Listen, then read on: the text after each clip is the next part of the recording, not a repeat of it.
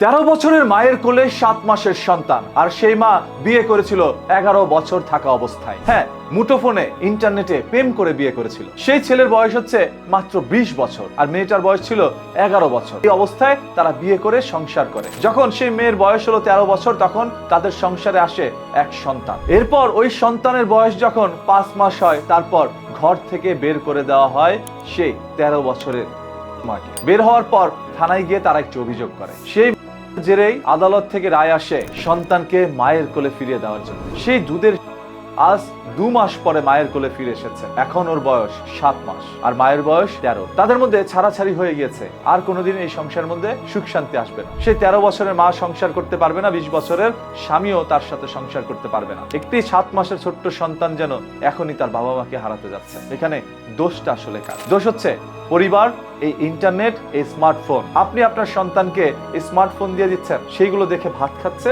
সেইগুলো দেখেই সারাদিন স্ক্রল করছে। বর্তমানে প্রযুক্তিটা এমন হয়ে যাচ্ছে, এই নোংরা বিশ্বের মধ্যে ভরপুর। আপনি ইউটিউব, ফেসবুক, যে কোনো জায়গায় আপনার সন্তানকে মোবাইল ফোন দিয়ে স্ক্রল করতে বললে দেখবেন ওইখানে ভিডিও চলে আসছে। এবং বিকৃত মস্তিষ্কের অধিকারী মানুষগুলো দেখবেন ওইখানে বাজে কিছুই মানুষকে শেখাচ্ছে, সেইগুলোই শিখছে। প্রেম প্রীতি রসাতল যেন ভরপুর ইন্টারনেট।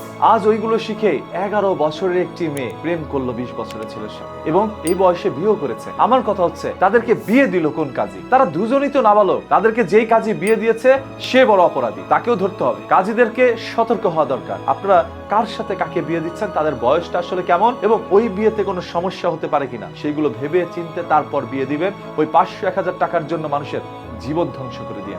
যদি তারা বিয়ে নাও করতো, হয়তো বা আড়ালে আবডালে তারা এই কাজটি ঠিকই করতো। এই শারীরিক সম্পর্কে লিপ্ত এখন ক্লাস 6 থেকে শুরু করে ভার্সিটি শেষ করা মেয়েরা। শুধু তাই নয়, সংসার সাজিয়েছে 40 থেকে 50 বছর হয়ে গেছে, এরপরও তারা লিপ্ত।